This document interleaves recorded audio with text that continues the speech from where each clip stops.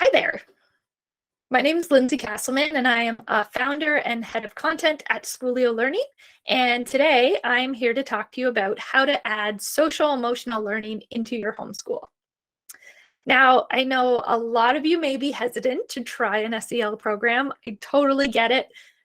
We were not really taught these things when we were kids, were we? And it can feel really daunting to try to teach your child something that you don't feel like you know very well yourself.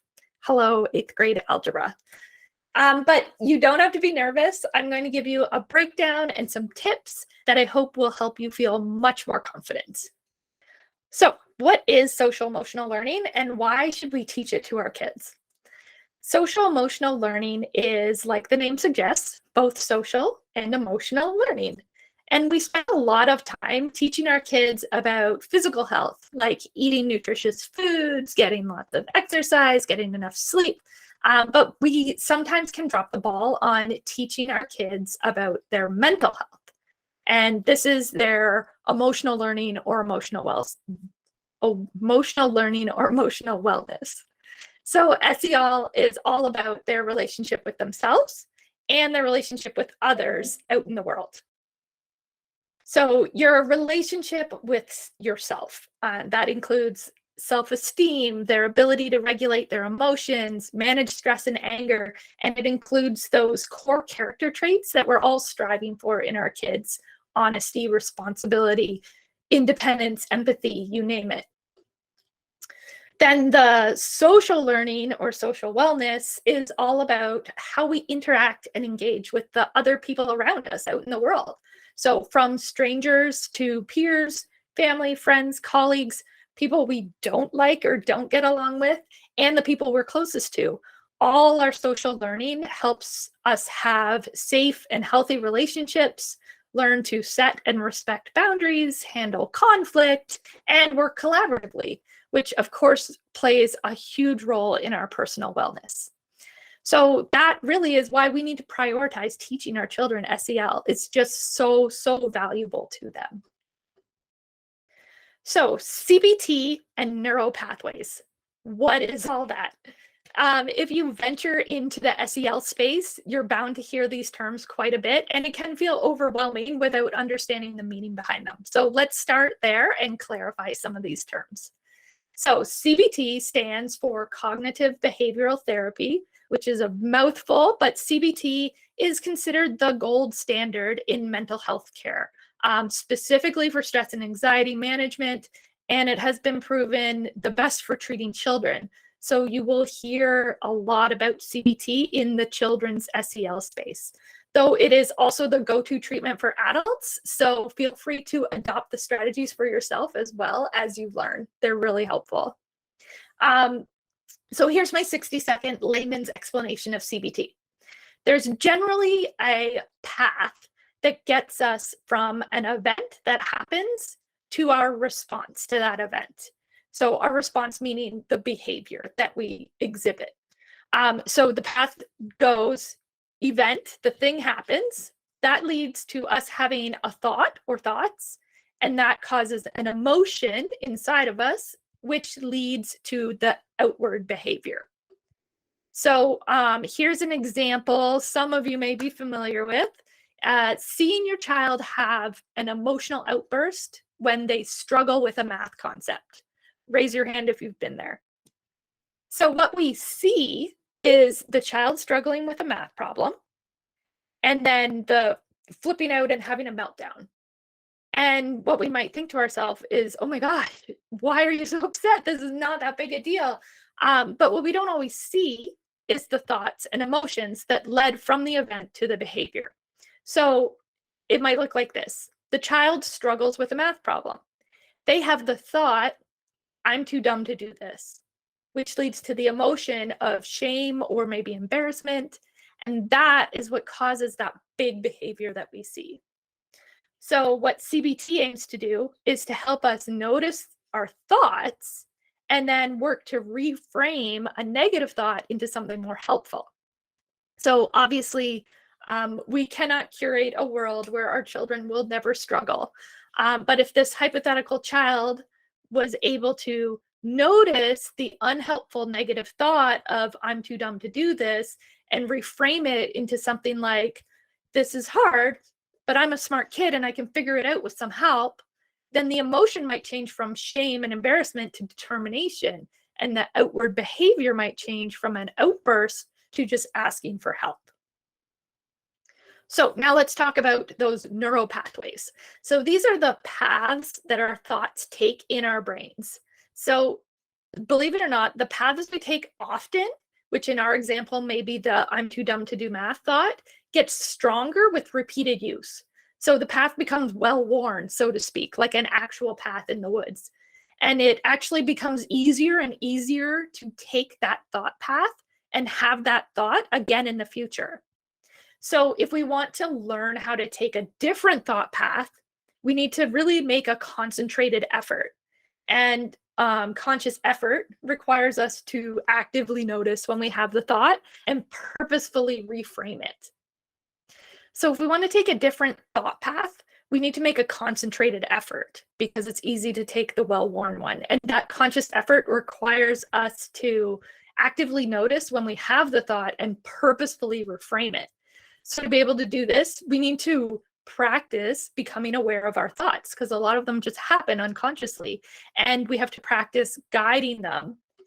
And we need to do all this practice when we're calm, because it's very difficult to access those skills when we're stressed, like when we're struggling with the math concept.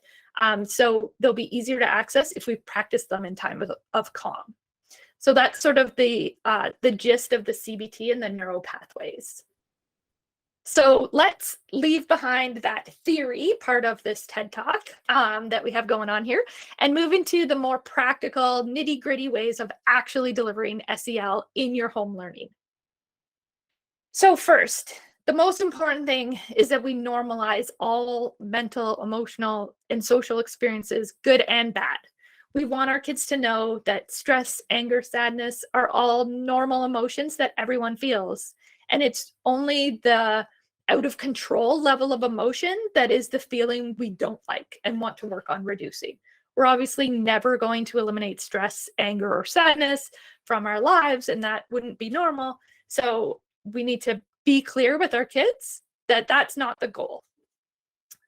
So the next thing is to generalize. So try to use generalized language. Always use we instead of you.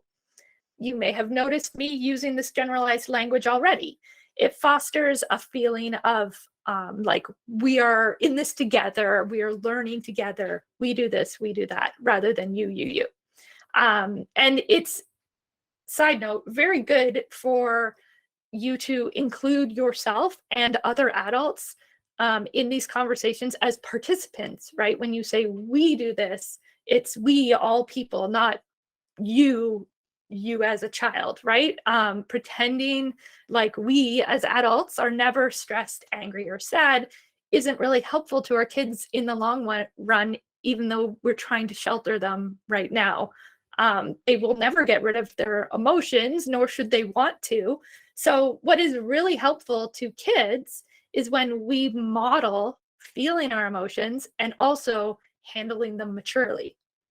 If we can name what we're feeling out loud and why we're feeling it, and then even verbalize what we are doing about it or what we plan to do about it to manage and to self-regulate, then that's way more valuable for our kids than pretending that nothing is ever wrong in our lives.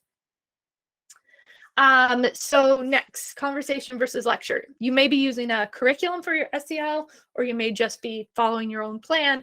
But either way, you definitely want to aim for conversation versus lecture, which of course many of us already do as a natural part of our homeschooling, so that won't be very hard for you. And get cozy. Even if you are using a curriculum, this is a time to be comfortable and casual, more like reading a story together than delivering a formal lesson. Examples are key. So remember that examples are key to understanding things, and SEL lends so well to examples because we all have them all over our own lives. If your curriculum you're using, if you are using one, has examples, that's great. You can use them, but it's even better and really more impactful for kids if you can add or use examples from your own experiences and from real things that your kids have experienced.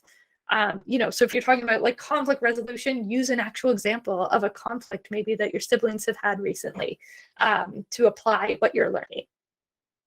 And then lastly, we say SEL is something that should be always on in our lives. So not just a specific time slot on a specific day.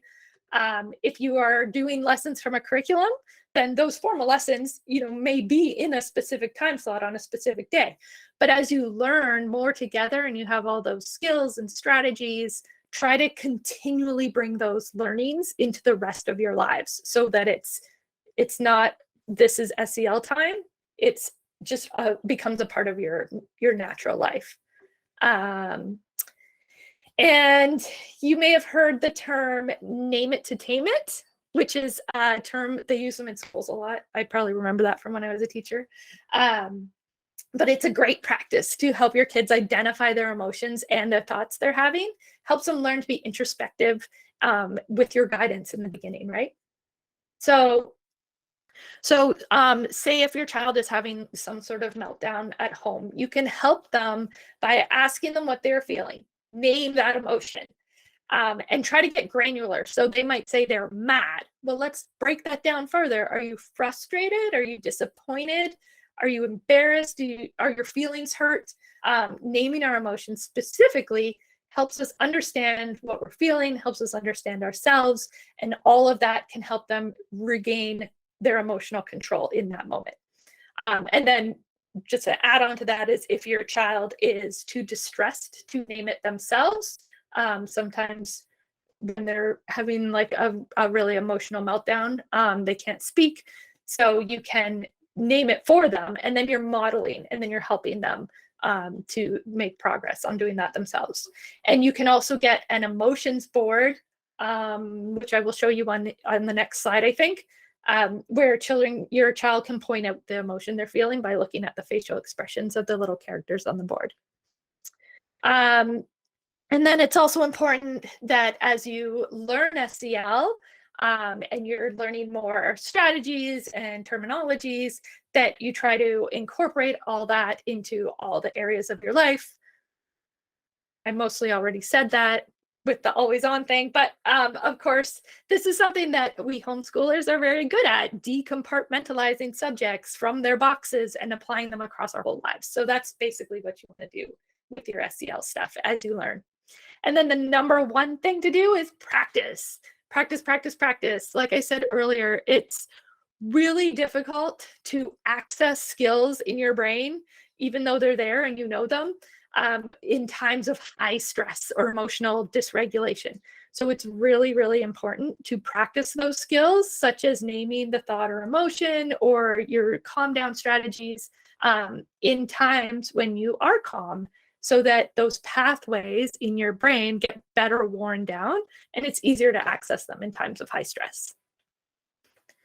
Okay, so on this slide, we have a couple ideas for making our homes more SEL friendly when we start adding SEL programming into our lives.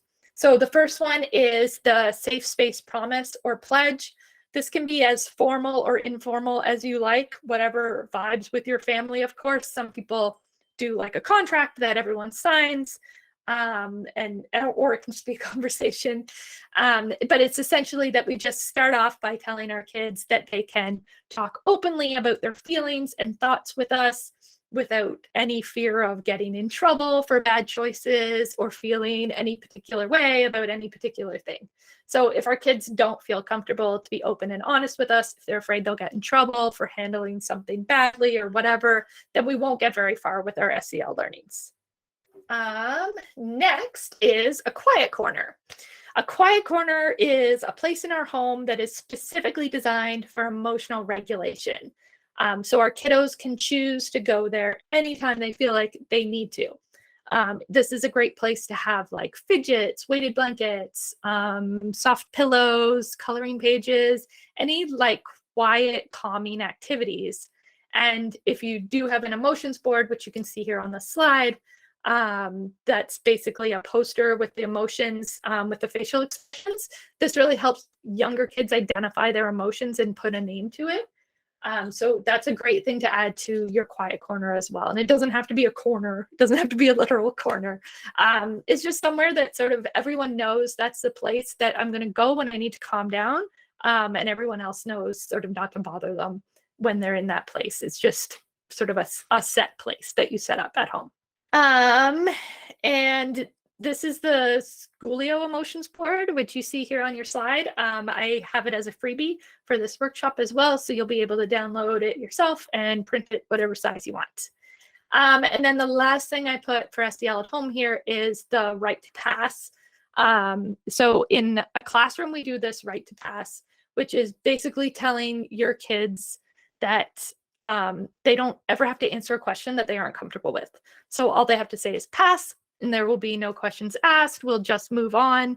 If you have more than one kid, if you have siblings, or you're teaching this at a co-op or something like that, then you can just move on to the next person. If it's just you and one child, then you just move on to the next question, right? And it just, you can always revisit the topic later if it's really important to you that you address it with your child. But it just helps them to feel more comfortable with those difficult conversations, that they know in the back of their mind that they are not obligated to answer if they don't feel comfortable answering at this time. And it can also help you to pinpoint things that are the most difficult for your child and do make them feel the most uncomfortable. Because if every time you talk about X, they pass, then you know that it's a hard spot for them, and maybe that's where you want to work a little bit more. So this last topic I wanted to cover briefly because a lot of people don't look into SEL and start adding SEL to their home learning program until they see some really problematic behaviors. So because it's so common, I thought I would touch base on how to handle a child that is emotionally dysregulated. So this dysregulation is any sort of like meltdown, outburst, tantrum, whatever you want to call it. But they're sort of beside themselves. That's what my grandmother used to say, beside themselves with their emotions. They have lost control. So the first thing that I want you to know before we do anything else is that your child can literally not learn while they are emotionally dysregulated. So trying to use this moment to teach them a skill that they don't already know is going to be impossible. You cannot logic, coerce, or threaten a person who is dysregulated into regulating their emotions. You're just going to make it worse. And they can hear you, but they're just not capable of learning something new at that time. They cannot. So what we can do is teach emotional regulation skills in times when they're calm and when they can learn and when they can put those in their brain for a later time. And then they have that knowledge, and then we help coach them to accessing that knowledge in times of stress until they are gradually able to do it themselves. So in the meantime, what can you do when your child is having an emotional meltdown, outburst, whatever you want to call it? So here are some strategies for you to try. First and foremost is stay calm. I know it's hard.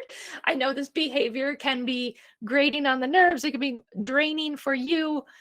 We all lose our patience sometimes, especially if it's happening many times a day. But you cannot help your child regulate if you yourself become dysregulated. So remind yourself that your child does not feel good in this moment. They are not doing this on purpose to you. They need you and your calm wisdom and guidance to help them in this moment. So take a deep breath, try to center yourself, and then dive in there as a patient helper. So we first assess the situation for safety, space, and privacy. in your home setting, it's probably not a big deal. This is a big one for school and any group settings, is, are they safe from hurting themselves? And if necessary, physically move them somewhere safer, but don't move them if it's not necessary. And private, nobody wants to like lose emotional control in front of a group of people. So try to take them to a quiet corner or a hallway away from the eyes of other people if you aren't at home. And do not send them off alone, such as sending them to their room. A dysregulated child cannot regulate their emotions alone. So you need to stay with them and help them through this. So next, try to learn some breathing exercises or meditation, calming, grounding in advance. If that's something that happens to your child often, then go learn it now, so you know the strategies, so you can coach them through those things in that moment. And most SEL programs will include lots of these exercises as well, so you have them. And then model it with them. So if it's a breathing exercise, right? Breathe with them. Say what you're doing out loud, even if it feels silly. Breathe in, breathe out, big breaths, or we do like put a stuffed animal on your belly and then take it on a ride, watch it go up, watch it go down. You might feel silly, but it's really going to help your child in that moment. And then reassurance, reminders, and clarity. Clarity is when you clarify for them because they're not in a mental space to do so, what you see happening. So this lets them know that they aren't alone and that their feelings, while overwhelming and not enjoyable at the moment, that they are normal and they are okay. So we say things like, I can see you're having really big feelings about this. It looks like you're feeling X. Let's work through this until you feel better. And reminders are verbalizing things that will remind them that everything is okay and that this won't last. Remind them that the way they're feeling right now isn't going to last. You're going to work through this, talk about this, fix this together, that you're going to be there. Remind them that we all have big feelings that cause us to feel out of control sometimes, but we can get back in control together. And that's the reassurance part, right? Reassurance means saying things like, I'm here with you. I'm going to help you figure this out. We'll do this together. Grounding. So grounding is a technique that helps you sort of, how do I describe it? Get out of your head and in the present moment. So there's lots of really great grounding exercises out there, both for kids and adults. Along with the breathing exercises, if you learn grounding techniques, this can be really helpful for supporting a dysregulated child. And if they are verbal, meaning they can speak, you can have them do the exercises with you. If they're nonverbal during emotional dysregulation, then you can always ask for them to blink yes, or blink once for yes and twice for no, or whatever works for you and your child. It's even great if you can talk about these things in advance so that you have a system planned out. And then the name it to tame it, which we talked about earlier, help them identify and put a name to how they feel, or the thoughts that they're having, or the thoughts that led to those feelings. And then also name the plan for getting through this so they hear you. I'm going to hug you and rock you until this passes. That's an example of naming the plan. The plan doesn't have to be elaborate. The plan doesn't have to work. They won't always. But but just having a plan is helpful, and it helps them ground themselves, right? Even if they don't want to be touched or they're hiding in a closet or something, you can just say, I'm going to just sit here with you until you're ready to talk. And then you've named the plan. They know they aren't alone, even if they can't respond to you. They've heard you. And then lastly, debrief later once calm.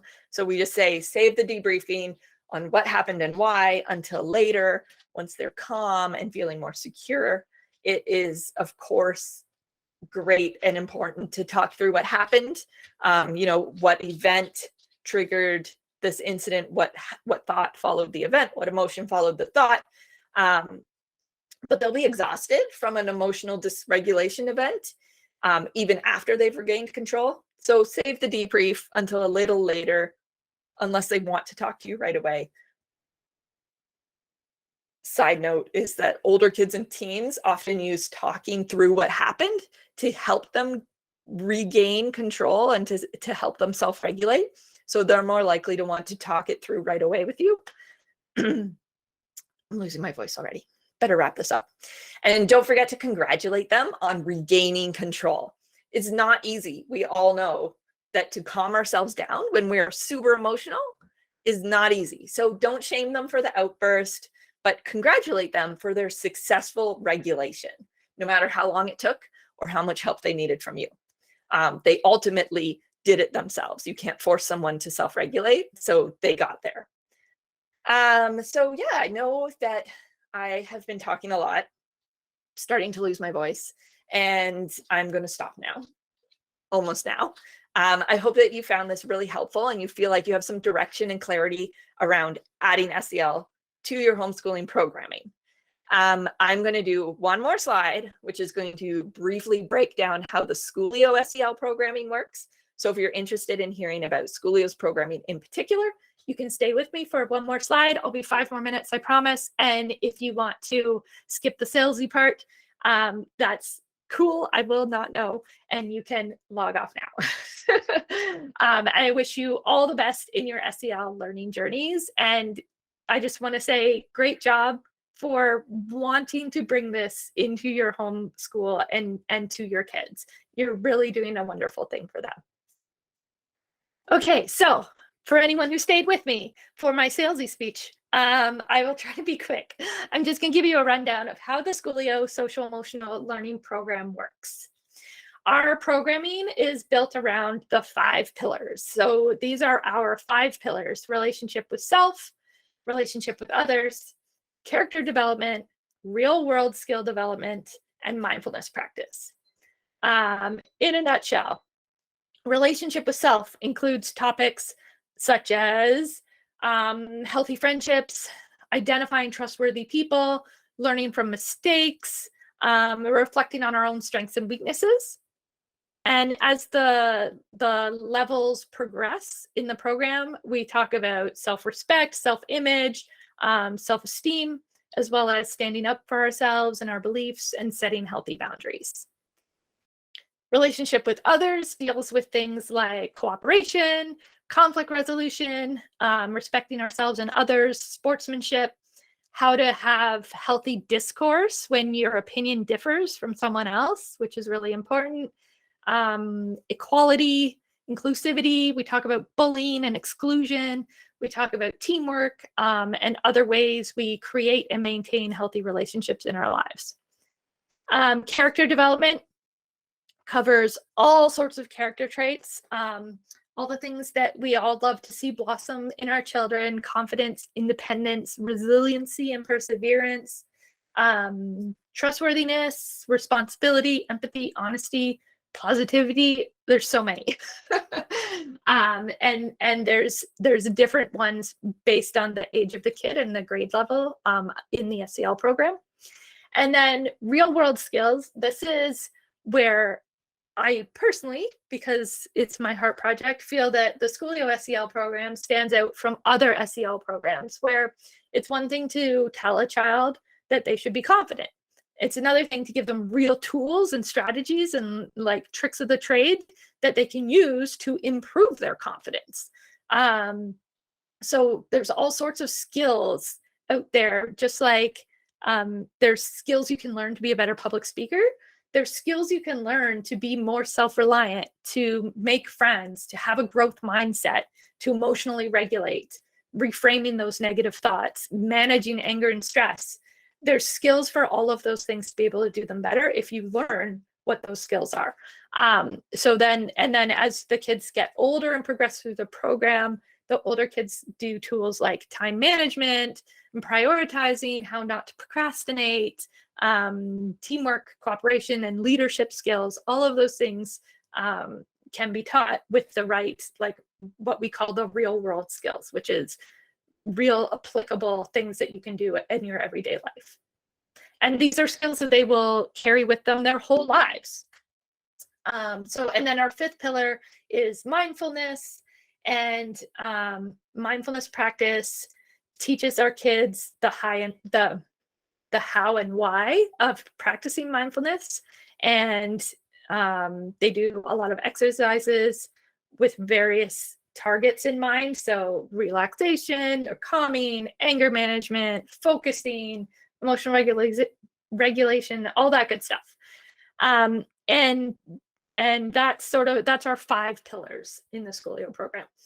What truly makes the Schoolio SEL program unique, though, is that unlike most of the programs out there or books that you get, that you sort of like, you deliver the program once and then it's done, we have made a complete library of leveled units for you. So SEL should not be a one and done model of learning.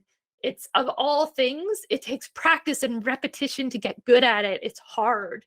It's hard to be able to access those things in times of stress. It takes practice. And like I said, it has to be always on. So it's not something that you just deliver over 6 weeks or 6 months and then never do it again, right? And as kids grow and develop, they have different needs and different struggles that they have to deal with. So you can't just teach one program to all ages of kids, right? So we have a different leveled unit for K to 8, 9 units. And we also have our bestseller, which is our thoughts and feelings, learning to manage how I think and feel, which is if you're a VIP member for the conference, then that's your freebie giveaway from Schoolio. And that's our all ages anchor program that introduces them to CBT and all that stuff. And we also have a bonus SEL unit for middle schoolers, which is our safe social media use. Which we just feel is really important for that age group, is a really important add-on for them. So yeah, just like all the Schoolio units, if you've ever used a Schoolio unit, these are written to be completely open and go. Sit, open, read, talk. It's really that easy. Each unit is about 10 lessons long, which you can break up however you like. Every lesson is designed for you to open up and just read aloud to your child. Read the examples, discuss what they think about it, pull in examples from your own lives, especially if they're struggling with something in particular, and just be comfortable and casual and learn together.